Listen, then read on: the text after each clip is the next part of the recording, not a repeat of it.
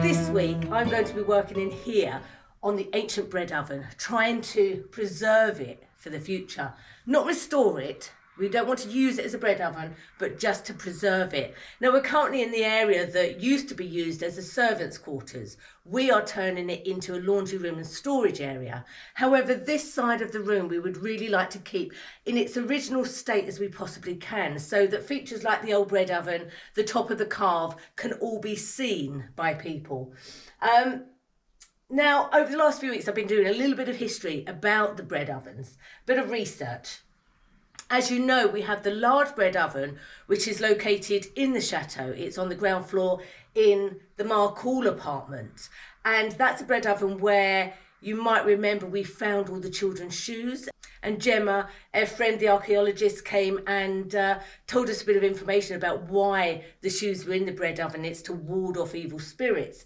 Now, that large bread oven would have been for the use of the cook for the family, for the Marcoule family who owned the chateau for centuries. And that would have been completely separate. This bread oven would have been for the villagers. Now, each village would have a bread oven that was owned by the lord of the manor, in this case, Lord de Montmagny, the Marcoule family. And there would be a set baking day each week, and the villagers would have to bring their bread for the baker to bake for them. But there was another reason for it as well. It was a way of tax collection. Now, the villagers would bring their bread. They would have to have their bread baked by the baker, but the baker was also a tax collector, and he would collect the taxes from the villagers. And if they didn't come to have their bread baked, they would be fined. It's very interesting, isn't it? And then in the early 1900s, that's when the law was abolished that other people could have bread ovens, and bakeries, boulangeries started to form. But in a way, it was still a tax collection way, but it meant that the baker was in control of that. The baker would have to pay large taxes for his business, and he would then have to pass those taxes on to his clients that come to buy his bread. It's so interesting, isn't it, how life evolves through the years, through the centuries. But that is why you often find in a lot of French houses a large bread oven, one for each village. So the idea is this week to try and clean this out and try and look at how we can restore it. Now, I can't find anything online of this sort of age. Everything you can find about bread ovens is obviously a lot later date. Nothing so ancient as this. This building is nearly 700 years old. So we're just going to kind of have a chat with Ted, play it by ear, and see what we can come up with on how we preserve this bread oven. It's a bit of a mess. There's a lot of holes in it, and it's pretty much crumbling away.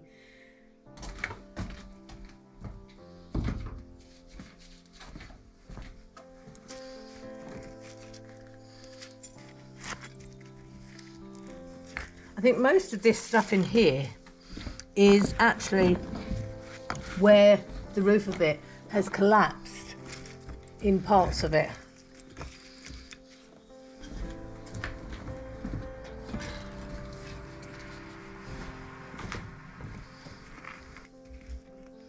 Somebody's picking out.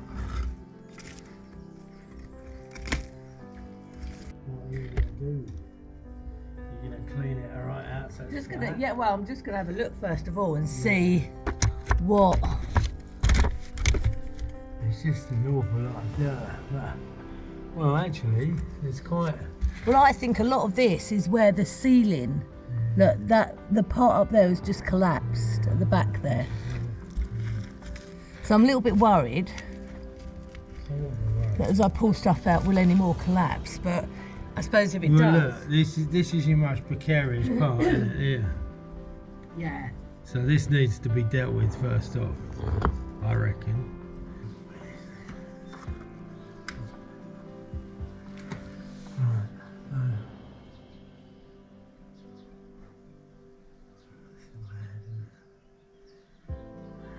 So I was thinking of just clearing it out so I can see what I've got. But like you said, I'd be concerned about that. That would be my, you know, the thing is, if that went, I reckon this side would go. Yeah. But it won't go. Well, it could take it all down. The only thing, I think, you know, looking at it, yeah, it's just lost all its back. But it could be that you just gently take all this out. Well, none of this, well, yeah, none of this is moving, and the first one he touches moves. So that one's moving there. See, all of this, I'm really not touching them. They're not moving. None of this is moving. But look how look how precarious this is. You know, it really is. Just it's just all crumbled.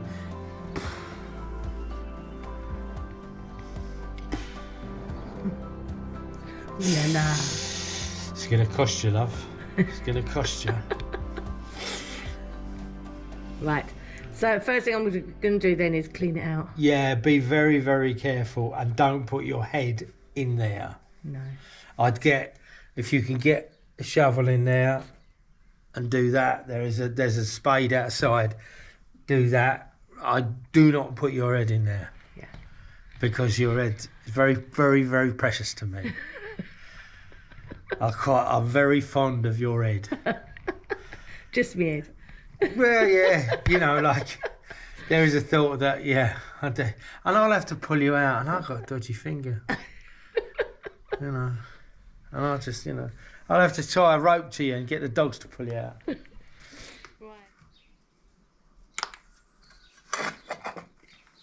It's mad. There's just hundreds of walnut shells in here. So like Ted said, maybe it was used as a drying space for nuts as well.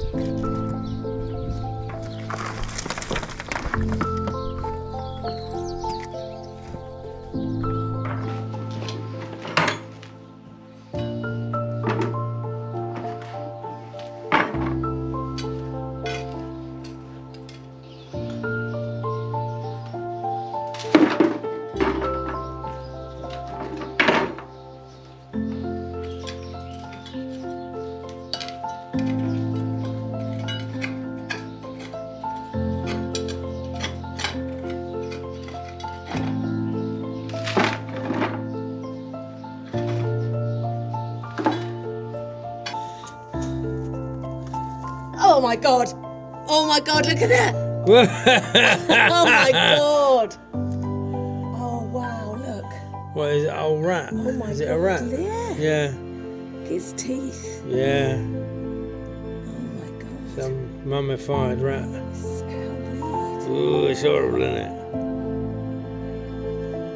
It's completely mummified. It's just... There's something horrible about it, but you'll keep it. That's the trouble. Everybody that I know that's found mummified We remains, put it up on the wall. they've kept them. Like the boys up the thing with the cat. Yeah. Put it on top of the... put it on top of there. Just for the moment. Trip over the dog. Look at that. I was worried that I might find some cat remains in here because this is where obviously we found little kittens. Well, the other side is where we found it. Yeah. Oh, sorry. Well, What else you found? At least it's not human remains. No, that's kind of nice, isn't it? There's some sort of metal ring in here, so I'm just gonna. Oh, that's a bit worrying. Yeah, look. So we've got this side, and then it comes round. So it's metal, I think, but I'm just a bit concerned whether it's like going to disturb anything. It doesn't look like it because it looks far enough away. I think it's just the old Shall pot. I just pull it? Yeah, if it's coming out. There you go. Oh, yeah. That's Quite it's heavy. ring of a barrel. Yeah. Little barrel ring or something. It's really heavy. Yeah, this is iron. And you've got in there, when you've uncovered that, you've uncovered at the back there, you see there's more. But you've got to be careful. So you can see this huge hole. Look, the way that is just all collapsed, back there. The only thing that's worrying is as you start to move stuff, you need to keep checking to see that you're not disturbing other things, that everything is still, yeah? Yeah. I don't know if you can see this. I think I found an egg under all of this, a perfectly formed egg that doesn't appear to have broken. Wow. How crazy is that? Look at that. My goodness. Can you see that?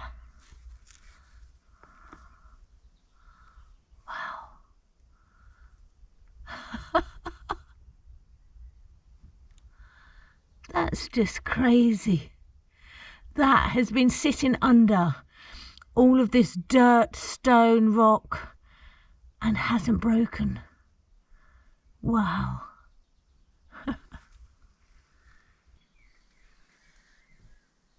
That is just crazy.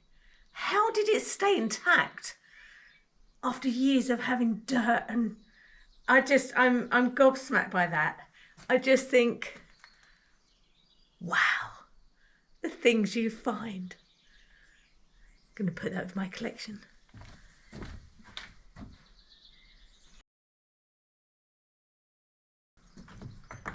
How are you getting on?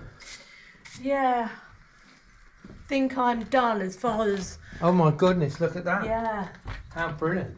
So I haven't found a floor. I've gone this far down and I still haven't found a floor. Now, I think it's just disintegrated. Right. And I think you can tell that by there being 3 levels here. You've got a level here, which is quite a big level. Yeah. And then you come over to your right and there's another level here, Right. which matches that level, and over to the left. So I think that was probably the level of the floor. Under that has all been terracotta that I've been pulling out, and mud. So up there, that sort of it looks level to that. Yeah, which will sort of... Sure, out in a well. Well, do you know what? Part of me was wondering that as well, whether it was a well. Round. Yeah, but yeah. So I think what I'm going to do is I'm a little bit concerned because now, as you can see right at the back, I've uncovered all this top part, and there's this gaping hole at the back. But to get in there any further is proving to be quite difficult, and I'm a bit worried about knocking any of this. And this part I think is quite precarious. So what I'm going to do is leave it as it is at the moment. Yeah.